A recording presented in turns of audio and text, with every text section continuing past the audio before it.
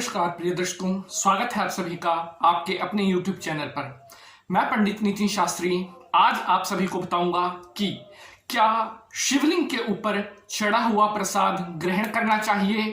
क्या शिवलिंग के ऊपर चढ़ा हुआ प्रसाद ग्रहण करने से कोई नुकसान होता है, या फिर अगर शिवलिंग पर चढ़ा हुआ प्रसाद ग्रहण करते हैं तो उससे क्या प्रभाव मिलते हैं, क्या उससे शुभ प्रभाव मिलते हैं या अशुभ प्रभाव मिलते हैं। इसी के बारे में आज मैं आप सभी को बताऊंगा कि शिवलिंग का चढ़ा प्रसाद ग्रहण करना कितना शुभ और कितना अशुभ माना गया है।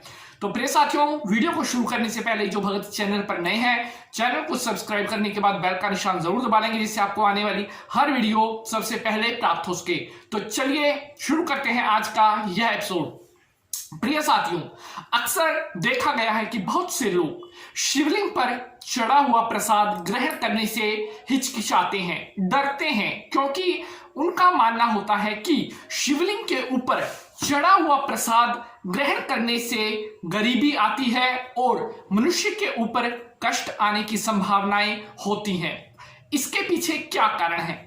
प्रिय साथियों, ऐसा उनका सोचने का कुछ ना कुछ कारण होता है। वह डाउट आज के इस एपिसोड में आप सभी भक्तों का मैं क्लियर करना चाहता हूं। देखिए प्रिय साथियों, शिवलिंग पर चढ़ा हुआ प्रसाद ग्रहण करना, यहां पर कई प्रकार से हम इसको देख सकते हैं। हर एक शिवलिंग पर चढ़ा हुआ प्रसाद ग्रहण करना अशुभ नहीं माना जाता। कुछ शिवलिंग होते हैं जिनके ऊपर चढ़ा हुआ प्रसाद ग्रहण करना अशुभ माना जाता है, वह मैं आपको बताऊंगा। देखिए, जो शिवलिंग साधारण मिट्टी, चूने इत्यादि से बने होते हैं, उनके ऊपर चढ़ा हुआ प्रसाद ग्रहण नहीं करना चाहिए, क्योंकि अगर उनके ऊपर चढ़ा हुआ प्रसाद आप ग्रहण करते हैं तो वह कहीं ना कहीं आपके लिए कष्टदायक और गरीबी लेकर के आने वाला होता है। ऐसा क्यों होता है और शिवलिंग के ऊपर चढ़ा हुआ प्रसाद ग्रहण ना करने का पौराणिक महत्व क्या है? प्रिय साथियों, इसका कारण यह है कि शिवलिंग का जो है, शिव के मुख से चंडेश्वर नामक भूत प्रेत गण का उद्भव हुआ था, जिसके कारण शिवलिंग पर चढ़ा हुआ भाग उस प्रेत का, उस भूत के निमित्त माना जाता है। इसलिए वहां पर शिवलिंग पर चढ़े हुए प्रसाद को ग्रहण करना कहीं ना कहीं एक लोगों के मन में भय उत्पन्न करता है। लेकिन केवल और केवल साधारण मिट्टी से जो बना हुआ शिवलिंग है, उस पर चढ़ा हुआ प्रसाद आप ग्रहण नहीं कर सकते। इसके अलावा पारद से या धातु से जो शिवलिंग बना हुआ है, उसके ऊपर अगर प्रसाद चढ़ा हुआ है वह आप ग्रहण कर सकते हैं, उसमें किसी भी तरह का कोई दोष नहीं लगता।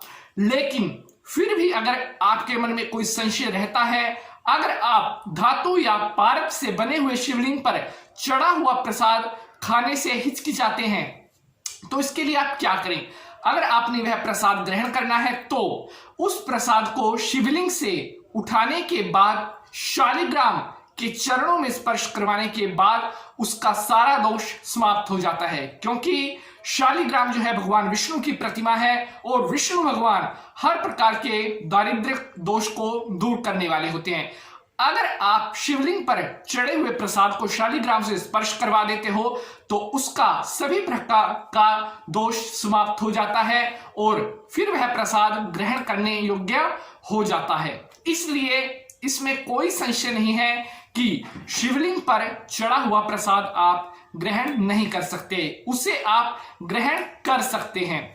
कहीं ना कहीं लोगों के मन में एक भय रहता है कि शिवलिंग पर जो प्रसाद चढ़ाया जाता है वह उस प्रेत गण के निमित्त होता है, इसलिए वह उस प्रसाद को ग्रहण नहीं करना चाहते। प्रिय साथियों, मैंने आपको बताया है कि केवल साधारण मिट्टी से बना हुआ जो शिवलिंग है वहीं पर चंडेश्वर नामक प्रेत का स्थान माना जाता है। धातु और पारद से बने हुए शिवलिंग पर अगर कोई प्रसाद चढ़ाया गया है तो आप उसे ग्रहण कर सकते हैं। प्रिय साथियों, अगर शिव की मूर्ति पर उसके सामने कोई प्रसाद चढ़ाया गया है और पुजारी वह आपको देता है उसको भी आप ग्रहण कर सकते हैं, उसमें भी किसी तरह का कोई दोष आपको नहीं लगता। तो प्रिय साथियों, आशा करता हूं मेरे द्वारा आज की इस एपिसोड में दी गई जानकारी आप सभी को बेहद पसंद आई होगी। अगर जानकारी पसंद आई है तो वीडियो को लाइक शेयर करना मत भूलिएगा। आज के लिए बस इतना ही, अगले अंक में किसी नए विषय के साथ चर्चा होगी। तब तक के लिए आज्ञा दीजिए। जय माता की, माता रानी आप सभी भक्तों का कल्याण करे।